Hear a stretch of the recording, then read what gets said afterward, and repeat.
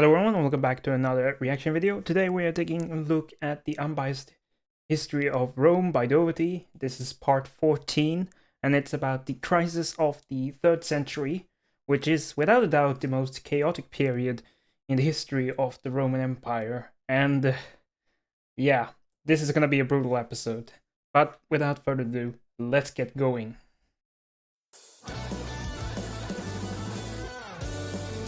Another anime intro. This is a Naruto Shippuden opening, if I remember correctly. Very fitting music. There are not going to be many heroes in this episode, I suspect. There weren't many good emperors during this period. It's really interesting to see how Doherty depicts this period.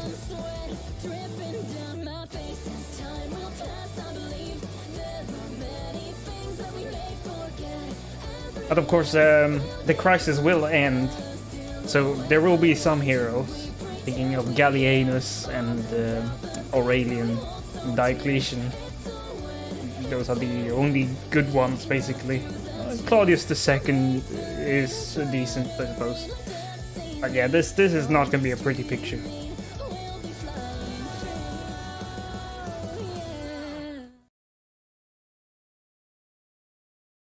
Here we go. The emperor was dead. The legions that murdered him proclaimed his successor, and empire-wide. Yeah, so last time we left off, Severus Alexander has been murdered by the army, and Maximinus Thrax has been declared the emperor. He's been declared Augustus by the troops. And Maximinus Thrax is the first of many so-called barracks emperors who were raised to the imperial purple without having any support from a faction of the Senate, without having any dynastic relatives or claimants, and these are basically emperors supported by the army. And not necessarily the whole army either. Usually they were supported by troops in a specific area of the empire. So there were many barracks emperors who came from the east, raised by the Syrian legions, for example, and well, Maximinus Thrax is one of these, the first of these barracks emperors. Everyone wondered what was going to happen next. Maximinus Thrax's first decree as emperor was to double his legion's pay, and after sending his collectors to brutalize the plebs into paying up for it. And of course, this is something we've seen. This is a trend continuing on from the Severan dynasty, where Septimius Severus raised the pay for the legions, and he also increased the amount of donations, bribes, like one-time lump sums to buy the legion's loyalty. And this trend was continued under his successor, Caracalla, and basically all Severan emperors continually raised the pay of the legions and the bribes. And this is a crisis that will only get worse, and it will force Roman emperors, in order to come up with this ungodly amount of money, and they need to raise taxes on the plebeians and seize their assets, basically. Unfortunately, this is also one of the most important explanations for why the Roman economy started to break down. He launched a campaign against the German invaders, facing them near a swamp, crushing their hordes, then launching a punitive campaign. After that victory, he proclaimed his son as his heir, and went to Sirmium, where he defended the border against Dacians and Sarmatians. And I bet you're wondering what the Senate thought of him. Well, I'll tell you anyway. Yeah, the Senate was extremely unhappy with Maximinus Thrax, because Maximinus Thrax was a plebeian. He was a peasant, basically, and the Senate has been used to, even though it has less and less political influence, they are still the ones who usually proclaim the emperor. Often it's just a formality. Many times they're forced into proclaiming a new emperor. But nonetheless, this is an emperor without senatorial support. And that is important. They tried to kill him twice and failed twice, making Thrax hate them even more. And just as Thrax started purging everyone who looked too senatorial, the very old senatorial-looking proconsul of Africa, Gordian, was chilling in Carthage. Born back during Pius's reign, and even married his great-granddaughter. Anyway, the plebs loved the guy for throwing some awesome games as Aedile some years back. So one day, as the plebs in Africa were ruled against in a trial by government authorities, the plebs killed said authorities, threw an open revolt, and forced Gordian to lead them as their emperor. He begged, cried against it, but they forced his hand, so he had his son join up with him. Yeah, Gordian the First is not the first emperor hailing from the province of Africa Proconsularis, but he is, well, he's part of a trend that's going on where many emperors are starting to come from the Libyan African provinces. And in general, we're gonna see emperors raised from the various provinces of the empire rather than being proclaimed by in Italy. There were going to be less and less Italian emperors, if you want to call them that. Making them Gordian I and Gordian II. Once the news reached the Senate, they debated for about 17 seconds, then proclaimed their open support for the Gordians, declaring Thrax an enemy of the state, murdering his officials in the capital, and organizing a committee of 20 senators to organize a defense against him. Meanwhile, word of all this reached the governor of Numidia and commander of the Sole African Legion, whom happened to hate Gordian for whatever reason. So he took this chance to march east, crush Gordian II in battle, and when Gordian I heard of his son's death, he hanged himself with his own belt. Yeah, Gordian I and Gordian II didn't last very long, and here is an important lesson if you're going to survive in the 3rd century Rome. If you're going to be declared emperor, you better make sure you have a force of arms to back that up. Otherwise, a rival claimant's gonna get to you pretty soon. And where did that leave the Senate, you ask? This I'll tell you too. In Thrax's genocide list, literally. Once he heard of what happened, he finished up securing the frontiers and marched south intent on slaughtering the entire Senate. First they considered begging for forgiveness, realized that wasn't gonna fly, so they elevated 2 ex-consuls, Pupienus and Balbinus as co-emperors, sent a farmer to Ravenna to raise troops, and the latter remained in Rome to maintain order. Yeah, Pupienus and Balbinus were one of their own in the Senate, and totally inept, incompetent emperors who had really nothing to put up against Maximinus Thrax, but regardless, they were raised as emperors by the Senate. They were the preferred choice of the Senate, but as we will see, the Senate's authority counts for very, very little here. And we've already seen it before. And when the plebs were informed of their new rulers, they rioted. Even the plebs couldn't stand the Senate's choice for leadership. So to appease them, they elevated the last living Gordian, Gordian II's nephew, to the purple, making him Gordian III, the 6th emperor this year, and it's only April, or March or whatever. Pupienus, of course, failed to gather much of an army, but good for him was that Thrax had been stopped short at Aquileia, as the city refused to grant the emperor passage, so a siege it was. And so it was, and so it was. The city's walls stood firm, and the legions began to starve. This combined with Thrax's harsh discipline, and the fact he was discounting some of his rage on his worst soldiers, those same worst soldiers then charged his tent in mass, murdering both him, his son, and his officer. Also, an unfortunate trend. Now it's not only the Praetorian Guard who keeps assassinating the Emperor. Now the armies are going to assassinate their own emperors at the first sign of displeasure, or sometimes there were rumors spread that the emperor was going to do something to his officers. Then it was used to kill.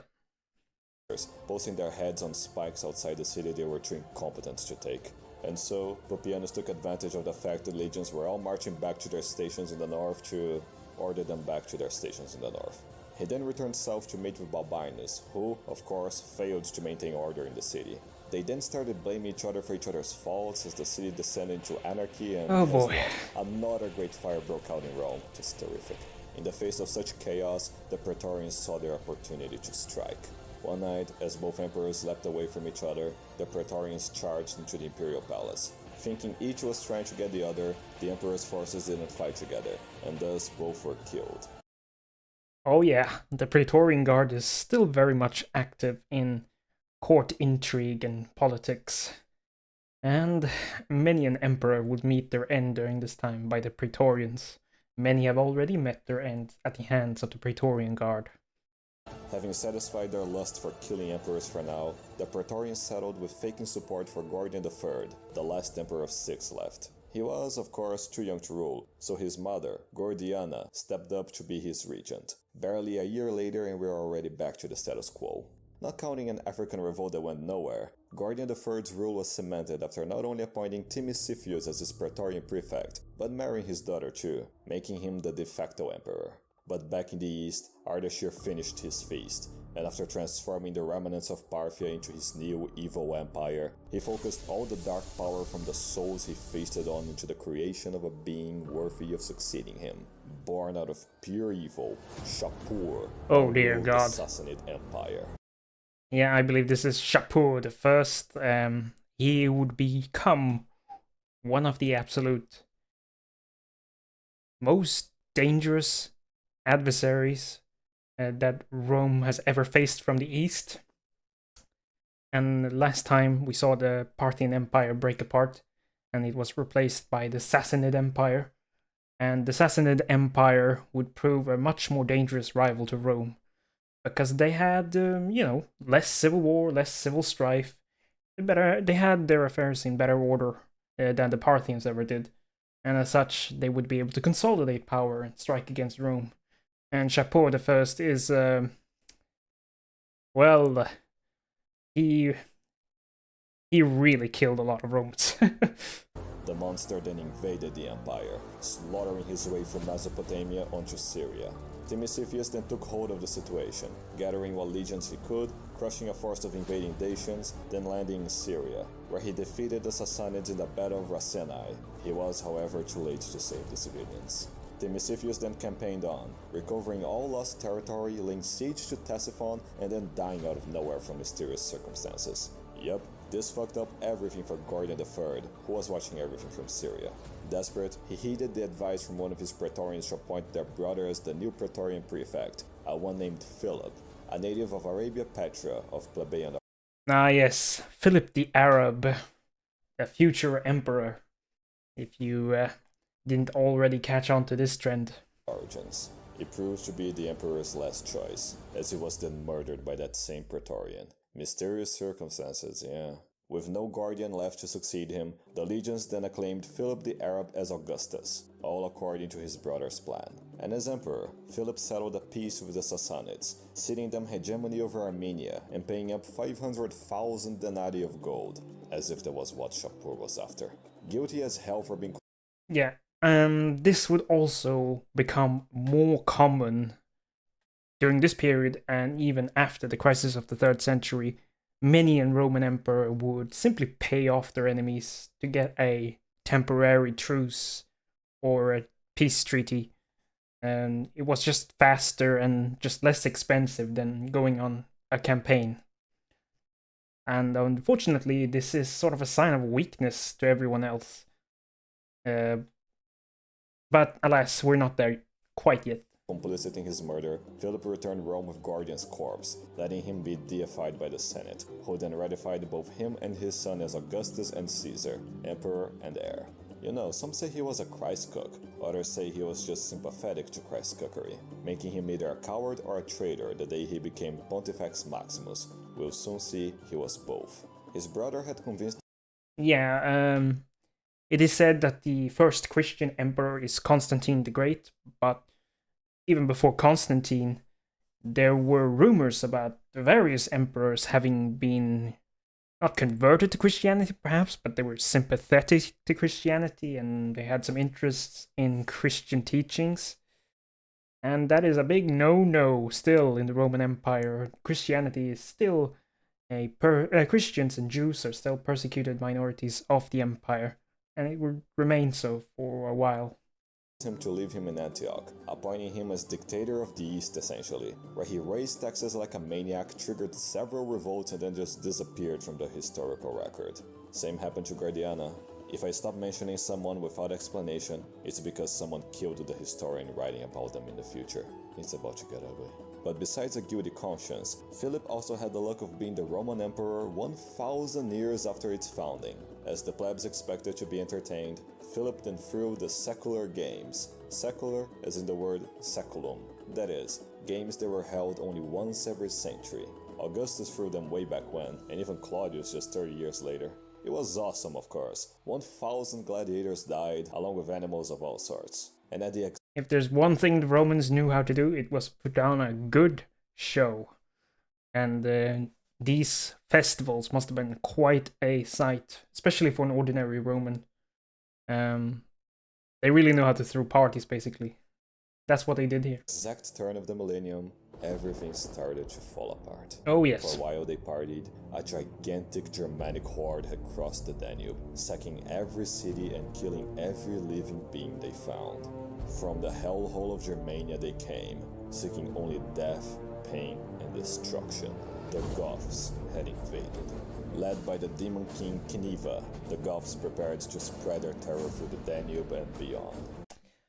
And another unfortunate trend that would continue even after the crisis of the 3rd century is the barbarian invasions, often by various Germanic tribes, and it's at this point in history they are starting to become more organized into larger groupings, the Alemanni and the Franks and all the various tribes. Now the Franks were not Germans, but you get my drift. These were tribal confederations, basically, that would invade Rome, plunder everything, kill everything, and just totally desecrate the lands beyond the Danube and the Rhine rivers. And those people really had a bad time from here on out. And this is not the first time. King Cniva will be back.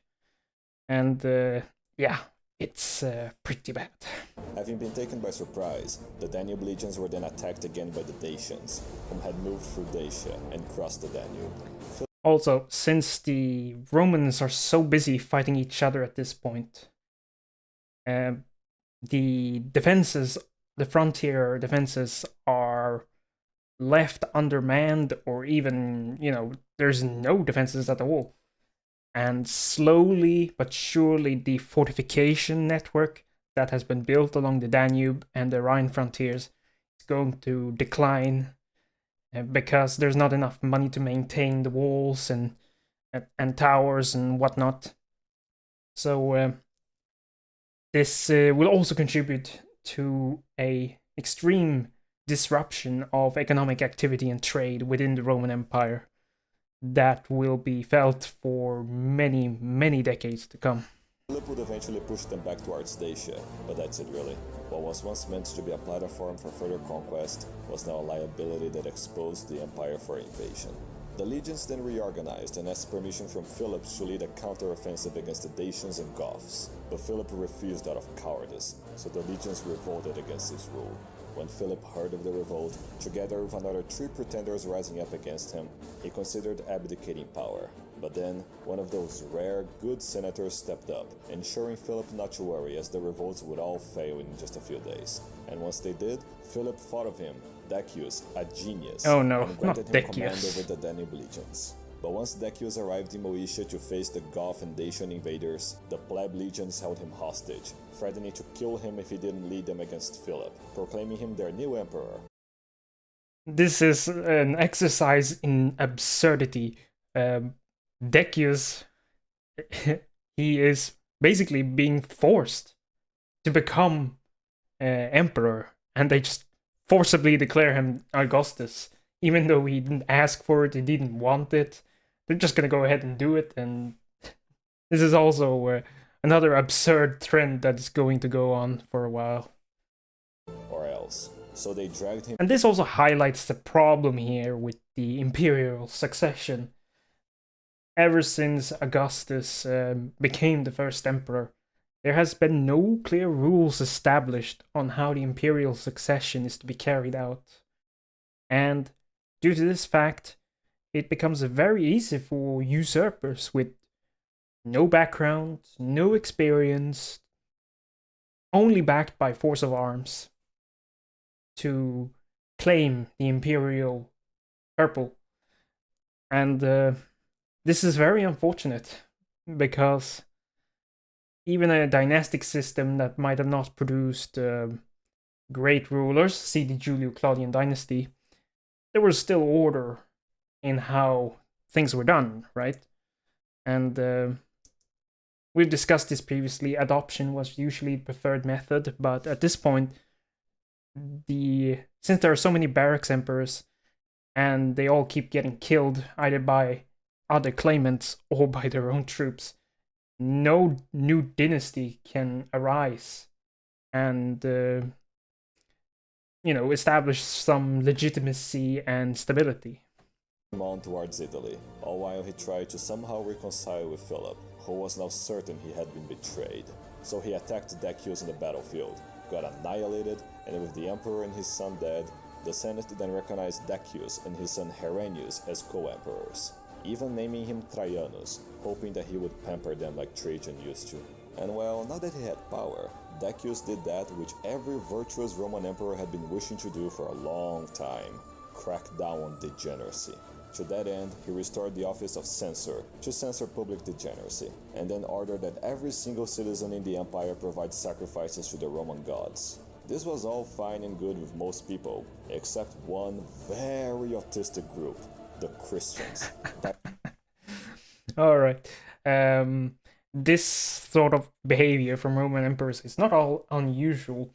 Even Emperor Augustus himself recognized that republican virtues and general morality was on the decline, and he tried very hard to reverse that trend by instituting various laws to promote Roman values, like mothers getting many kids and so on. And this proved very unsuccessful, unfortunately, for Augustus, and he was not able to reverse the moral decline of the empire. And many an emperor after him tried to. Alas, it was not to be. And the Christians especially were not fans of these sort of policies. Directly disobeying an imperial edict and turning their backs to Rome's gods in a period of crisis, Decius then led a vicious Christian persecution, killing thousands of Christ-cook leaders, including their pope, and it all coincided with the Antonine Plague making a comeback, making the kill count climb even more. In fact, disease after disease started appearing across the empire, each deadlier than the last, and to any attentive eye, it was clear Eastern magic. Yeah, so while this chaos is already bad enough as it is, and the empire, it's still in decent shape, all things considered, but with the advent of the Antonine and the plague of Cyprian, the tax base of the Roman Empire is about to be wiped out, basically, or not wiped out, but severely reduced. And there's also not going to be enough manpower for the armies.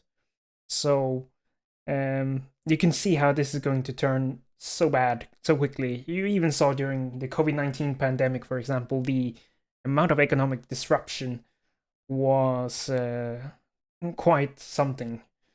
And this is really going to be even worse in a pre-modern society which does not have access to modern medicine and vaccines which can, eventually defeat these sorts of plagues and pandemics and epidemics. Was at play. The Kreiskuks being dealt with, Decius then offered the position of censor to the man he most respected in the whole empire, Valerian.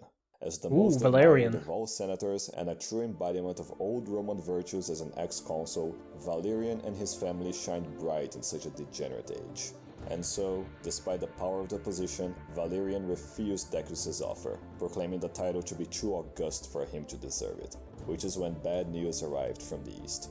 As the Goths raided the frontiers, Cniva assimilated the surrounding barbarians into his Gothic hordes, leading them straight through Dacia, destroying several cities and laying siege to Philippopolis. To face them, Decius gathered his legates, among them one named Gallus, and pushed the Goths away. But as he did so, Cniva's endless hordes counterattacked, scattering the legions, but Decius managed to maintain cohesion. The Goths then destroyed Philippopolis, killing all of its 100,000 inhabitants and taking what few survived to be tortured and sacrificed to their chaotic gods back north. Yes, these countless giant barbarian raids are going to basically create completely desolate lands, many great cities, most of which did not have any sort of fortifications at all, were completely unprepared and vulnerable to these sorts of raids. And most of the time, the inhabitants were all slaughtered, and the children and the women were taken as slaves, along with giant amounts of loot. And it would take many decades for these areas to recover, and in some places, they never recovered fully at all. To save the captives, Decius set pursuit and faced the Goths at the Battle of Abritus. As Decius led the charge, Herennius was shot dead with an arrow. Given only seconds to react, Decius told his men, "Let no one mourn. The death of one soldier is not a great loss to the Republic." As the legions fought... You can see how the Romans are still maintaining this fantasy notion that the Republic is still here. We're still operating under the principle of the Principate, which was established by Augustus, that the emperor is merely the first senator, the first citizen of the empire. And there was no, how should I say it, there was no obvious proclamation that they were now kings or emperors. They still maintained this notion that it was still the Roman Republic, which was of course a very false notion indeed, and later on, later Roman emperors like Diocletian is going to do away with this fantasy and clearly proclaim themselves to be monarchs. Deep into the swamps, Gallus denied to give him reinforcements and let his legions be swarmed by the endless Gothic hordes. He was the first emperor to die in battle against barbarians, and due to treachery. For behind the scenes, Gallus made a pact with Cniva, giving him all of Decius's plans and movements. His betrayal realized, he had his men acclaim him the new emperor, agreeing to let Cniva go and paying a massive annual sum to keep him away. But we all know how this goes. When news of the catastrophe arrived, the Senate elevated Decius's youngest son, Hostilian, as emperor, and to mask his betrayal, Gallus agreed to have him as his co-emperor, only for him to die of the plague that same year. Back to the east, the Armenian king refused to recognize the devil himself as his sovereign, resulting in Shapur invading Armenia and then invading the empire once again, sacking all of Syria and laying waste to Antioch. But Gallus... Now Antioch is it is at this point one of the great cities of the Roman East, and one of the great cities of the empire. So the fact that it was sacked and there were no Roman troops there to do anything about it shows you what a perilous state the empire has found itself in. The fact that they can't even defend against barbarians, let alone Shapur I and the Sassanid Empire. Couldn't care less, preoccupied with elevating his own son Volusianus as his co-emperor and all this instability really fucked the economy. The mints in Rome were now run by corrupt fools that made the denarii be worth 1/100th of what it used to be back in Domitian's time. Yeah, so the mounting economic chaos due to the barbarian raids and the Sassanid invasion and the civil wars, the disruption to trade is so great that the Roman state is going to go bankrupt unless they mint more coins. And of course, this is on top of the fact that you have to bribe every claimant, and every emperor has to bribe their armies, pay their enormous salaries to keep them happy. And so debasement of the currency is the only way forward. And the denarii, which has been for a long time a very stable and good currency in the empire, is completely worthless at this point. And that only adds to the chaos. And I mentioned in the last video that this will cause, well, if not hyperinflation, very much higher inflation rates. So this is just one giant negative spiral that is just going to put the empire into a very awkward position. Let's just call it that. Inflation ran rampant, trade routes were broken, and mistrust and theft became the standard. And back in the Danube, Cniva demanded a new, deliberately impossible sum of gold to be kept away, which of course Gallus couldn't pay, that was the point, so he used this to invade the empire again, destroying city after city all the way through Asia Minor. As the coward he was, Gallus sent someone else, a man named Aemilian. Now, you can ask yourself, well, why didn't these frontier cities have any walls? Well, that's because throughout the history of the Republic and the Empire, the Roman army has always been able to defend the borders and push any incursions back. But at this point, the Roman state and the Roman emperors are too weak to do anything about it, and the barbarians are becoming better organized, better equipped, and all around just there are more of them at this point. So yeah, we're not even halfway through the video and we're staring down the barrel and thinking how is Rome gonna survive this, and it's quite a miracle that it did in fact do that. To deal with Cniva, put in charge of Decius's vengeful veterans, and with no traitors among them, his legions then pushed Cniva's Gothic hordes back, liberating the Danube. As the legionnaires freed the prisoners, Aemilian tried using this victory to get them to proclaim him their new emperor. It was either him or Gallus, so they went with it. His reign threatened. And this is also, even when there is an emperor who has some semblance of authority, whenever you send one of his subordinates around to crush some uprising or crush a barbarian raid, when they win, if they win, then the consequence of that is that the general or subordinate they sent out to do this job will have the legions declare him the new Augustus, the new emperor. And it's just a game of whack-a-mole at this point. You send one out to destroy another claimant, well, then another claimant pops up. So yeah, it's so bad. Gallus called on Valerian, by then commander of the Rhine legions, to march south and protect him. But he would not arrive in time, as Aemilian then landed in Italy and marched on Rome. Gallus gathered a large Praetorian militia army, but was still crushed by Decius' veterans. He then fled north, hoping to meet with Valerian, and it was then that his Praetorians murdered him, hoping to be rewarded for it. Once Aemilius got to Rome, he barely was able to heighten their eagles for a week before Valerian was seen entering Italy. Marching north to face him, he was met with the largest army in the empire, led by its best legate. Never being loyal to Aemilian to begin with, Decius' veterans defected him in mass, leaving him with just enough to share in Gallus' fate.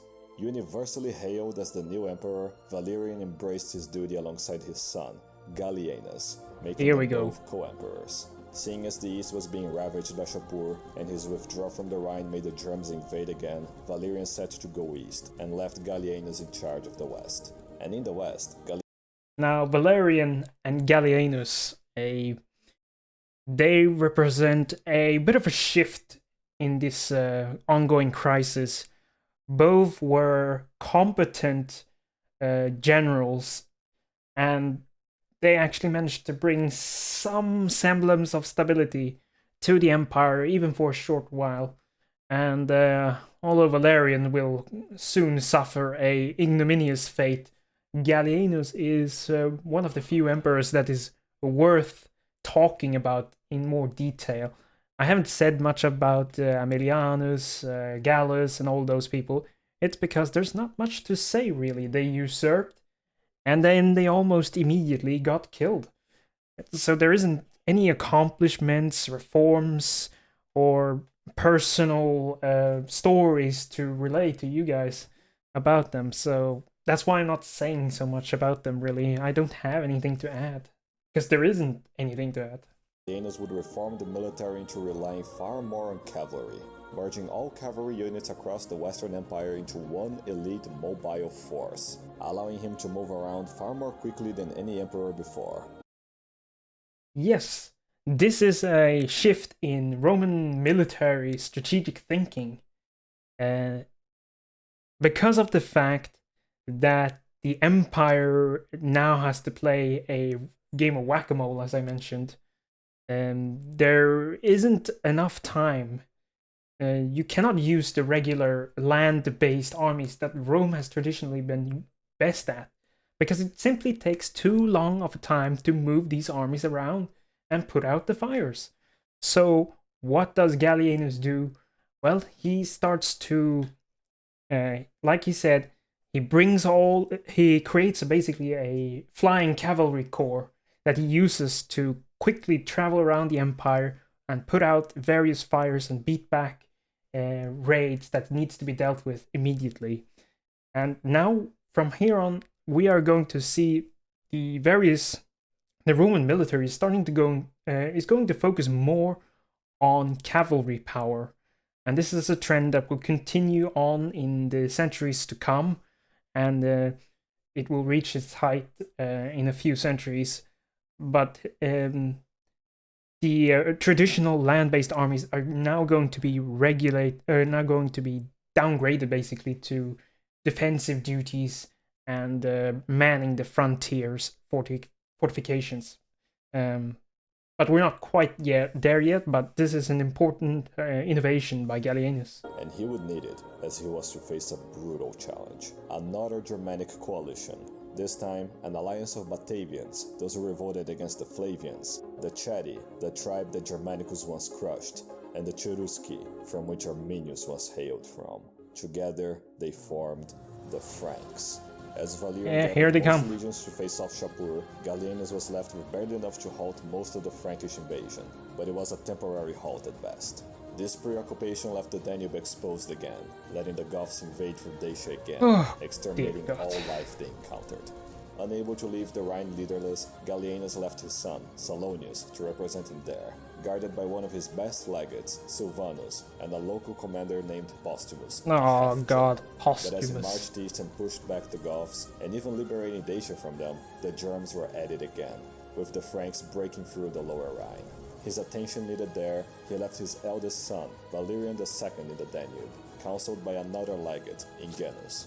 As he attempted to push back the Franks, not long after he left the Danube, Ingenuus had Valerian II murdered and revolted against Gallienus. Now, the idea here by Gallienus is not bad at all. Now, the problem here is that if you left your subordinate alone, they would most likely rebel the moment you weren't looking. And so the idea by Gallienus was, by leaving an imperial representative, a member of the imperial family, in these armies, it would keep the legions and the various sub-commanders in check. Unfortunately, this did not quite work out as Gallienus had in mind, but it was a good idea nonetheless. Forcing him to gather what troops he could to face him. But just after leaving Gaul, with the legions now busy containing the Franks, the Alemanni also broke through, destroying the remnants of the Limes Germanicus and invading Italy with a horde of 300,000 Germs. Facing one disaster at a time, Gallienus met Ingenuus in battle, crushing his army with his cavalry. Ingenuus then fled towards a nearby lake, drowning himself to avoid capture. focused back on the barbarians, the Franks by then had devastated their way south and sacked all the way to Hispania, and the Alemanni had laid waste to northern Italy, and had marched on Rome. But once they got there, the patricians rallied the plebs of Rome into one huge militia, and since Germs are hard-coded to attack defenseless civilians first, they were diverted away. Thing is, it was a... And although Rome is a notoriously difficult city to defend, the fact is, at this point in history, these Germanic tribes do not have the knowledge or the know-how to really... They don't have the knowledge or experience to conduct siege warfare, and Rome does have a wall. I believe they only have the Servian walls still. The Aurelian walls has not yet been built. I believe the Servian walls are the only ones that exist. But still, it's a fortification that has to be overcome, and Rome is still, at this point, the greatest city in the empire with the largest population. And so it has the ability to raise a huge militia. And this was simply just too big of a target for the Germanic tribes at this point. Huge bluff. Rome had long since outgrown the Servian walls, and no amount of plebs was going to save them. Seeing the carnage... Yeah, it was a bit of a... how should I say? It was a bit of a poker move, right? There was probably not enough equipment to, properly form a militia to defend the city. But still, the threat of numbers is real.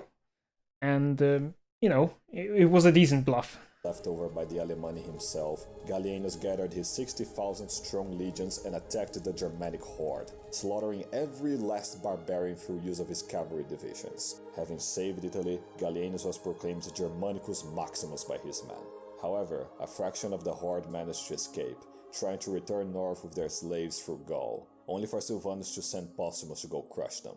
He then ordered Postumus to give back all the wealth the Germs had stolen back to its owners, but Postumus refused, giving it to his pleb legions instead, and thus bribing them into acclaiming him the new emperor, all while the Cyprian and Antonine plagues and the economy continued collapsing. Hearing the news, Gallienus sighed, and no doubt wondered, just like you, where Valerian was during all this. And oh, you just had to ask.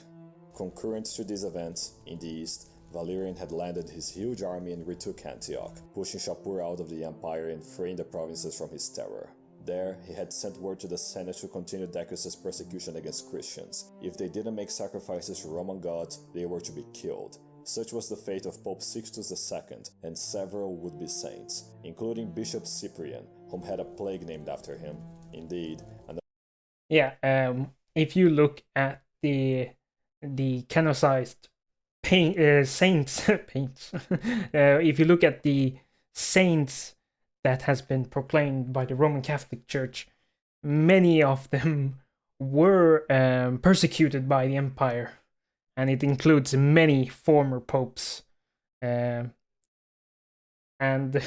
it's quite ironic, isn't it? It's still called the Roman Catholic Church, but it has saints, and they have been elevated to the sainthood thanks to the fact that they were persecuted by the Romans. I don't make the rules, but it sounds a bit weird to me. Another plague that began killing countless Romans by the scores. While they invaded by land, the Goths also stole an entire fleet of ships, using it to raid the coastal cities of Anatolia, landing and ransacking their way into Cappadocia. Valerian then marched north to face them, but before he could, his army was struck by the Cyprian plague, and struck hard. Countless legionnaires died every day, the leadership was devastated, and the legion's manpower reduced immensely. And, we do know how this works now, in modern times, but it's not weird that the armies were the ones who were struck hardest. Because, everyone lived in such close proximity and there wasn't access to proper hygiene. It's not like they all had access to the pretty Roman baths back in Rome. So, hygiene was pretty bad, and yeah, this was inevitable, that the plague of Cyprian was going to affect these armies pretty badly. It was while leading the shadow of an army that Valerian heard Shapur had invaded Mesopotamia again. He then positioned his remaining legions outside the city of Edessa to halt Shapur, sending his treasurer, Macrianus, and Praetorian prefect, Ballista, to await him in Antioch. But once Shapur... You know, I know what's going to happen. I recognize many of these names, and yeah, they are not good vibes, I can tell you that. Macrianus, for example, I know what he will do. arrived at Edessa, the legions were far too devastated to fight. Tens of thousands of sickened Romans were then mercilessly slaughtered in the desert. Barely surviving the battle, Shapur then sent word to the emperor wishing to negotiate terms of peace. But once he arrived, Shapur betrayed his word, having Valerian seized and thrown in chains. He was the first emperor to be captured alive by barbarians. Valerian would spend the rest of his life being tortured daily by Shapur. Yes, this was a shock, really, to all of Roman society, that an emperor could not only be killed by foreign barbarians, but now they had suffered the ultimate disgrace and humiliation. A Roman emperor has been captured alive. And it is, without a doubt, the greatest humiliation of the 3rd century. And it would be quite a while before there was anything like this again. Now, what actually happened to Valerian? We don't know. There are stories that he was treated very badly. He was used by Shapur I as a footstool in some stories. But there is also other evidence which suggests that Valerian got a proper treatment befitting of his rank. It's really hard to tell, and the written sources we have on this matter is very sketchy, to say the least, so we don't know. Being beaten and humiliated at every opportunity, But this story that Dovadi is presenting is the prevailing view, or at least has been for the longest time. Used as his personal footstool, and after 4 years of pure torture, he told Shapur he wished to pay him whatever he wished if he could be allowed to see his family again. In response, Shapur had Valerian flayed alive, and his corpse publicly displayed, so that all of Shapur's victims would know that there was no hope. Just after the news of his father's fate and annihilation of his legions arrived, in the Danube, another imperial pretender arose. But before Gallienus could deal with him, a Sarmatian horde invaded, killing him and invading Italy, leaving Gallienus to defeat them at Verona. He didn't even have time to mourn. Now in open rebellion, Postumus laid siege to Cologne, where Silvanus and Salonius resided, breaking in and murdering them both. As news of Valerian's capture arrived, and with Postumus promising to protect the devastated provinces, the West seceded from Rome, proclaiming their new Gallic Empire. Yes, and the Gallic Empire is an interesting institution. It is a breakaway state, which is unprecedented, and the size of the breakaway is really quite shocking. But make no mistake here, though, it was not a rival empire in that sense. It was a Romano-Gallic claimant to be the true Roman Empire. Like Postumus was, of course, claiming the whole of the Roman Empire, but this is what he could get, and not bad actually. And it would take Gallienus the rest of his life, and even he could not defeat the Gallic Empire, and it would remain out of the hands of central imperial control for decades. Although Hispania, Spain, will return to the fold pretty soon. This Gallienus could not allow, gathering his forces to avenge his son and reunite the empire. But as he tried gathering recruits for the campaign, all he could find were corpses and weeping mothers. The plagues by then had claimed millions of victims. In the east, Shapur was allowed to continue devastating the eastern provinces, spreading his terror throughout Cilicia and Cappadocia. Yeah, Rome at this point, with all the plagues and all the people who have already died in the civil wars and various other wars, against the barbarians and the Sassanids, there isn't manpower for Gallienus to do anything about this threat from Shapur the First. And I really don't envy his situation. It's a terrible, terrible situation. And Rome was very fortunate that Gallienus was an extremely able general and a competent emperor overall. And the fact that the empire did not break apart completely at this point is almost due to his efforts, I would say. His personal efforts is the reason why Rome survived. And it bought time for other great Romans to come in and rectify the situation more permanently. But Gallienus only has one army, basically, that is strong enough to take on these sorts of threats, and they are needed to fight the Gallic Empire and various other Germanic incursions in the Balkans and so on. Destroying 36 cities and killing countless of innocent civilians, seeking to make the entire East burn.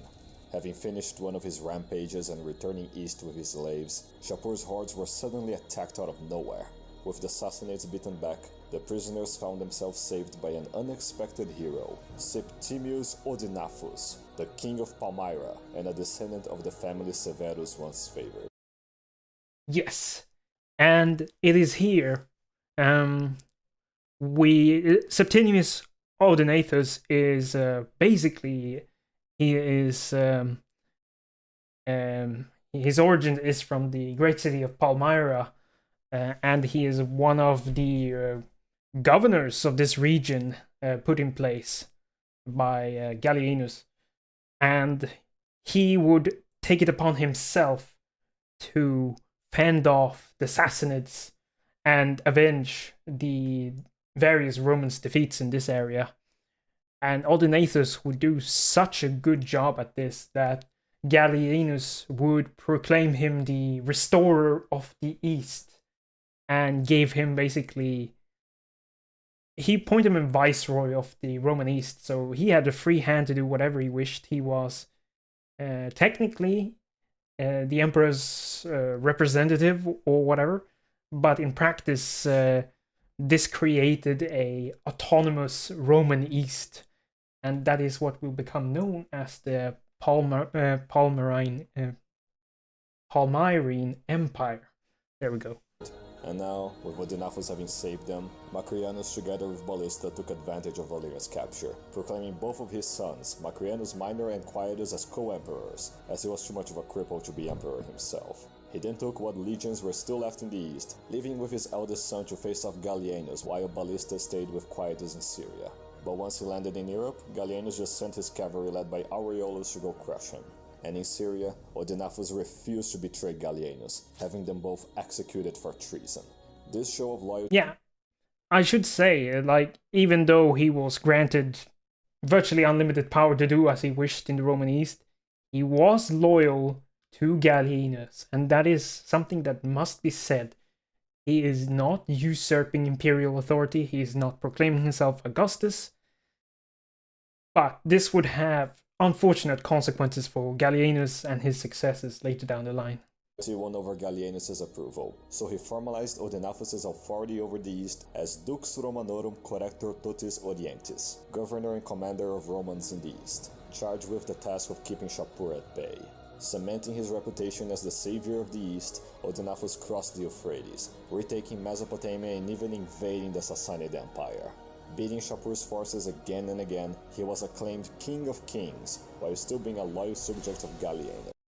Yeah, this is quite a ballsy move by Odenathus, because the title of King of Kings usually belongs to the Persian ruler. They always use that title, and by proclaiming himself King of Kings, he is basically spitting in the face of Shapur. And I respect this move, I really do. Who then named him Parthicus Maximus. Of course, he was granting all these titles while still fighting Postumus, and with Aureolus rejoining him, they managed to kick him back, retaking Raetia. Gallienus then sent Aureolus to hunt him down, but he just let him escape. You know why? Yes, another corrupt legate with imperial ambitions. In his case, he was butthurt at how Gallienus wasn't defending his utterly undefensible home province of Dacia, furious at how he dared focusing on saving the Empire's capital instead. This insubordination only got him demoted though, and even angrier. Gallienus then launched another campaign, going as far as encircling Postumus in a city, but as they were about to breach in, he was shot with an arrow. But Gallienus absolutely refused to die. He would reunify the Empire and not even death was... Yeah, Gallienus is the first of what I would term to be the Shad Emperors. And these are emperors who struggle furiously against the odds, and they will not quit until every usurper barbarian is dead and Rome is reunified. And Gallienus is truly Shad. ...going to stop him. Nevertheless injured, Gallienus appointed a new commander of the cavalry, Claudius, one of the many Illyrian generals he relied on, sending Aureolus to Raetia to guard against any possible Germanic invasion. And I believe this is the future Claudius II Gothicus.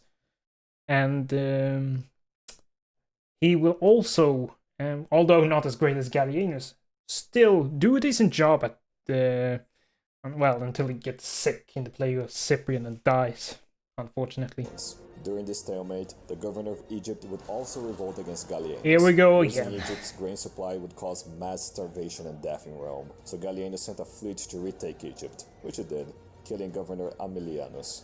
He shared the exact same name as the usurper his father killed. There were so many usurpers in this time period that the gods just ran out of names. Just then, the Goths started raiding Anatolia again, this time gathering a fleet of 500 ships, sailing through the Bosphorus, utterly failing to take Byzantium, and then sieging Cyzicus. Another army failing to take Byzantium. Get used to it. It's going to become a pattern. Gallienus then sent the imperial fleet to Ravenna to scatter the Goths, but in doing so, many surviving Goths got through the Aegean Sea, landing in Greece and sacking every Greek city they found. Some cosmic karma for Troy, I bet. Among the Greeks was a Romanized historian, Dexippus, who was writing about all this chaos. Seeing the Goths destroy Athens, he refused to be yet another historian whose works are lost, and led a counter-offensive. The Greeks by then had long since been transformed into either twink-sex slaves or subservient plebs by the Romans, but he nevertheless managed to form a militia strong enough to kick the Goths north, where Gallienus and Claudius's mobile cavalry crashed on them. Dexippus then later returned to write about all this chaotic period. However, the Goths continued raiding Anatolia, invading it again just as Odenathus was preparing to take Ctesiphon. As they were attacking the provinces he was sworn to protect, he marched north to kick them out. As they marched, Odenathus went on a brief hunting trip with his eldest son, only for it to be ruined due to sheer disrespect from his nephew, who was then punished for talking back to him. Soon after, the nephew was approached by Odenathus' wife, Zenobia, Oh, Zenobia. spiteful reincarnation of Dido. A reincarnation of Dido. Yes, Zenobia. Well, I won't say too much about Zenobia. I imagine we'll be hearing much more about her at the end of this episode or in the next one. After being defeated by Augustus as Cleopatra, she spent centuries in the dark, casting plagues on Rome with her Eastern magic. Having perfected this cruel practice, she came back again as Zenobia, seeking to attack Rome now that it laid at its weakest. To further her revenge, Zenobia had first to get rid of both her husband and his son with his first wife, riling up the nephew to do just that. During a celebration, Odenathus would suddenly die, together with his eldest son. His nephew then arose and proclaimed himself the new King of Kings, only for Zenobia to order his immediate execution. With her son now the King of Palmyra, Zenobia declared that all titles Gallienus bestowed her husband now transferred to her son, who was too young to rule, so she would be his all-powerful regent.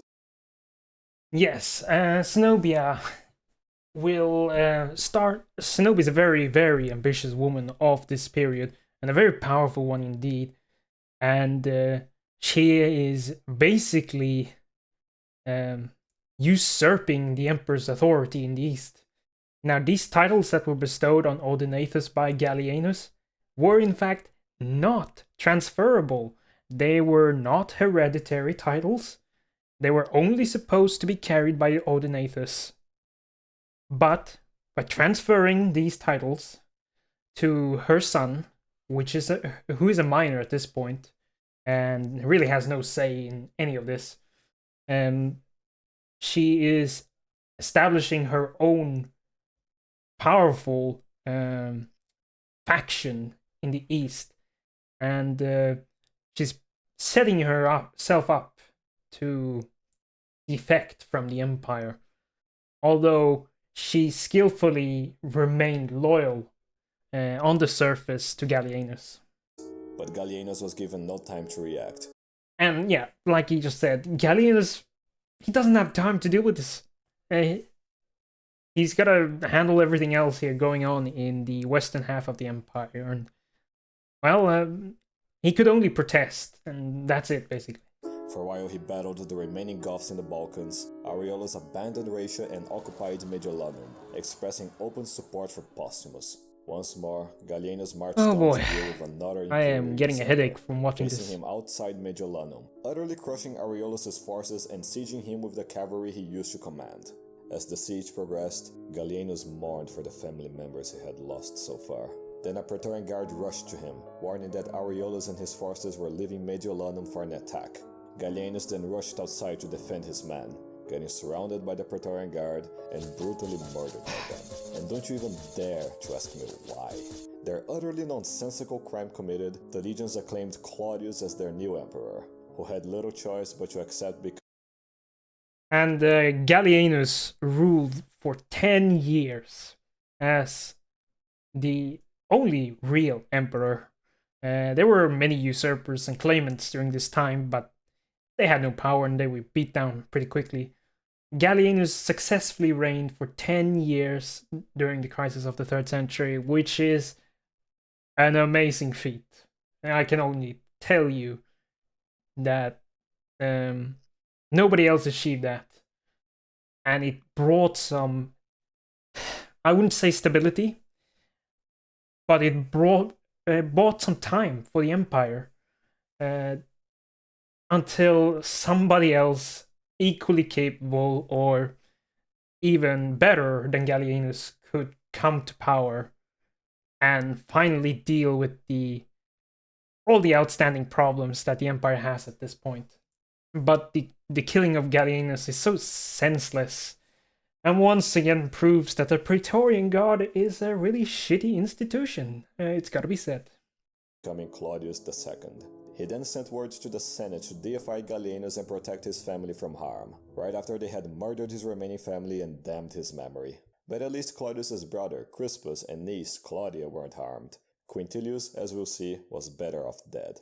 With Claudius' ascension, he made sure his fellow Roman Illyrians, bred in the fires of the Danube, rose together with him. Among them a skilled legate named Probus, a brilliant soon-to-be governor, Diocles, and his own great-nephew, a young prodigy named Constantius. And these three guys, are some of the greatest emperors in Roman history, and they're going to become them, at least. Probus and Diocles are... well, I don't want to get into the details because we're going to talk about these people, but rest assured, these three people are going to save the Empire, and Aurelian, of course. But Aurelian is around. He served with Gallienus, so we'll hear about him soon. But as his second in command, Claudius appointed a man that would outshine them all. Hearing of Gallienus' death, that's gotta be Aurelian. Ignoring his bid for help, Ariolus surrendered to Claudius. And while the emperor thought of what to do with him, the Praetorians murdered him out of nowhere. That reminded him to put all of Gallienus' assassins to death. Regardless, Claudius was needed elsewhere. As after Ariolus left Raetia unguarded, the Alemanni invaded the empire again, seeking to plunder Italy again. But Claudius halted their advance, crushing their hordes and kicking the remnants back north. That done, Claudius then marched to the Danube to do that which he would become most famous for, getting back to the Goths, as they gathered their greatest fleet yet. 6,000 ships carrying 320,000 Goths sailed through the Bosphorus, failed to take Byzantium again, got of course they by the did. Imperial fleet again, and landed on Europe, gathering 100,000 Goths who then began destroying all cities they got to, again. Claudius then quickly marched south, meeting a Gothic horde at Nisus more than twice his army size. Nonetheless, the legions held firm, baiting the Goths further until his cavalry commander charged directly into their lines, slaughtering the barbarians. What few survived were then hunted down, and the emperor was immortalized as Claudius Gothicus, conqueror of the Goths. Meanwhile, in the Gallic Empire, Postumus's rule was challenged by usurper Mainz. He was eventually... Claudius Gothicus, what an amazing title, and he rightfully earned it. But what I was really going to comment on was the fact that the Gallic Empire, which is a breakaway rebel province of the Roman Empire, is having its own usurpers at this point, which just continues the cycle of absurdity that is going on within the empire. Defeated, and the pleb legions demanded him to let them sack Mainz. But then, the Roman half of Postumus spoke out against it for once, angering his troops and getting him murdered.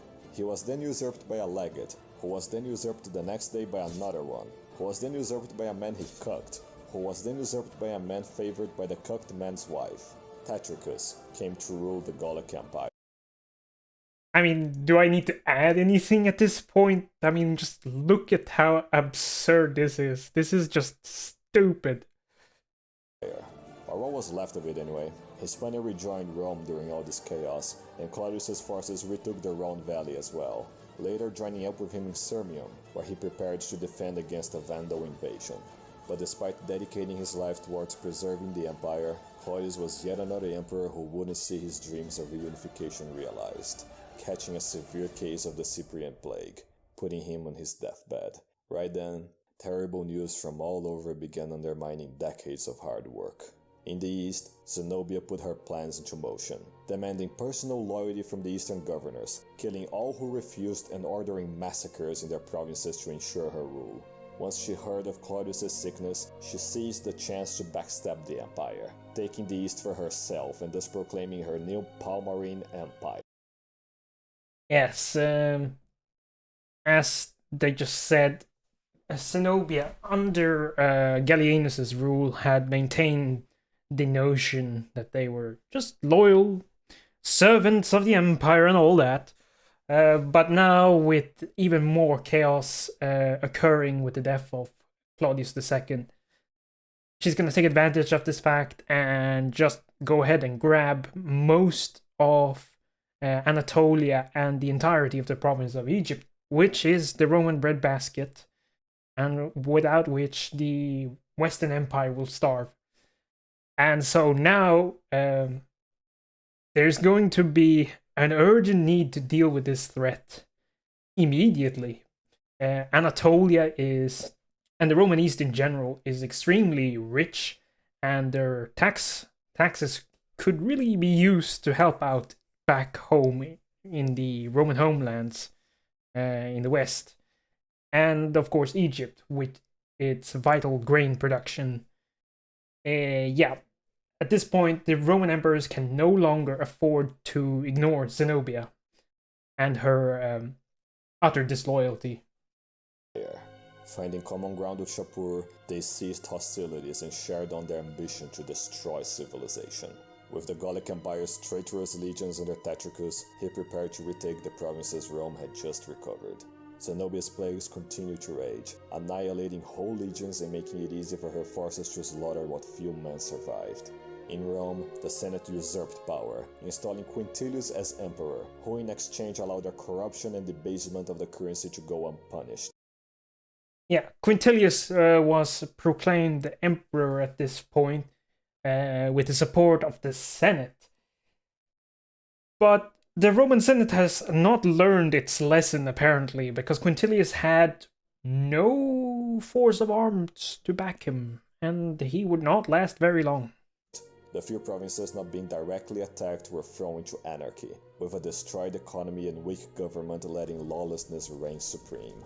Smelling blood in the water, Cniva rebuilt his Gothic hordes, agreeing to simultaneously invade the empire with the Vandals. The Germans up north did the same, marching south to invade Italy and finally sack Rome. The empire was weaker than ever, its legions and legates killed, with all of its enemies attacking at once. Yeah, this is truly Rome. at its lowest point, and it seems all hope is lost. But my friends, rest assured, this is not the last song of the Roman Empire. There will be more Rome. There will be more Shads. There will be more great emperors who will restore Rome to her rightful place in the world. Nearing his death and seeing the fall of Rome was near, Claudius knew there was still one hope left and proclaimed his successor.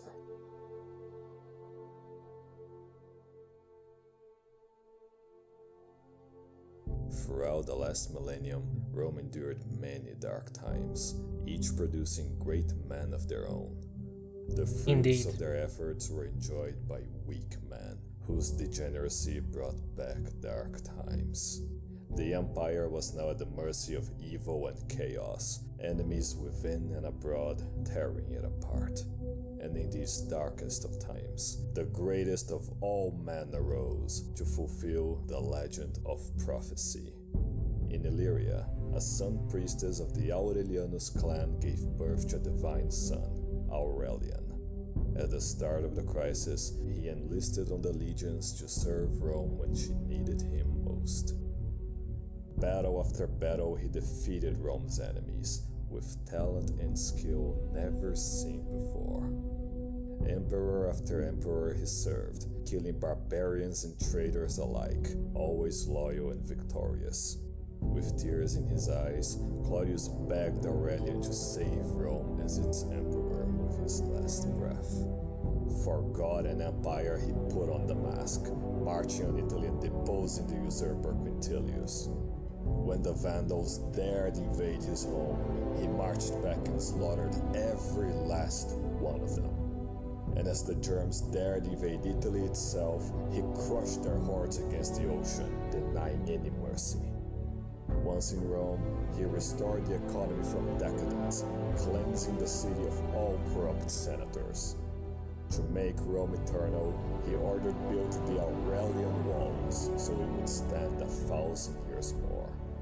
After decades of terrorizing the Danube, Aurelian crushed the Goths, delivering justice to Geneva. For the empire's sake, he evacuated the citizens of Dacia, strengthening the Danube against invasion. Sailing east, Aurelian gathered his cavalrymen and slaughtered Zenobia's army, making her flee away. Palmyra was then destroyed for all time, and Zenobia captured before fleeing to the Sassanids. Punished by Sol, Shapur was banished from this mortal realm, and Valerian's remains recovered. Returning west, he defeated Tetricus' legions of traitors, making him bow again to the light of Rome. Restoring the empire from the brink of collapse, Aurelian was acclaimed Restitutor Orbis, the best title ever. In his triumph, he had Zenobia judged guilty, having her executed and lifting Dido's curse forever. Ruling alongside his wife, he eradicated degeneracy from the streets, restoring law and order to Rome. Bringing peace, freedom, justice, and security to his empire, he began rebuilding it from the ashes. As the hero of prophecy, Aurelian was the only emperor to be luckier than Augustus and better than Trajan. Hell To yeah. establish an eternity of order, Aurelian served as a model to the best men of the next generation. In only 5 glorious years, Aurelian had made Rome one empire with one emperor under one god. Setting sail for the east, Aurelian engaged in one final campaign, seeking to destroy all of Rome's enemies. But just as his unrivaled accomplishments made him a hero, so did it fill others with envy and resentment. As usual. As Aurelian built a world of good and order, their evil and chaos grew more and more threatened. Through lies they convinced themselves a perfect man could not be allowed to exist. In the darkest of nights, the Praetorians gave in to their evil and committed their worst crime.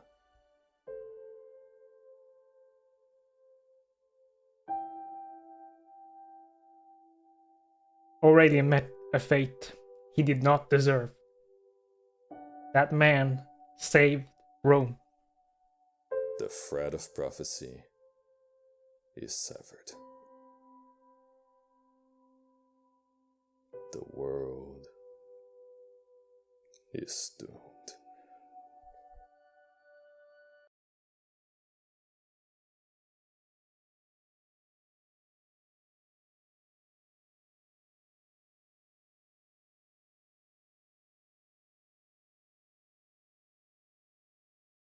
Alright, that was the end of the video. Crisis of the 3rd century. And we finished off with a banger there. Emperor Aurelian, in only 5 years, accomplished the impossible. He reunited the empire, crushing both the Gallic and Palmyrene empires. He killed King Cniva and his Goths. He cleansed political corruption from Rome. He built a new wall for Rome. He made the empire whole again, earning the title Restitutor Orbis, Restorer of the World. And unfortunately, he met an end he did not deserve, killed due to the fact that one of his own subordinates feared for his own life and basically made up false rumors that Aurelian was going to punish his officers for corruption. And that got Aurelian killed. Even though he only reigned 5 years, his reign is glorious indeed. Matched by none other in Roman history. And this is the man that will extend the lifespan of the empire for 150 years or so. And it is a man we should all remember. Glorious Aurelian. But with that, I bid you farewell. If you liked this video, leave a like and subscribe, and I'll see you guys the next time. And I don't know where we'll go from here, but it's gonna be great. I'll see you guys later.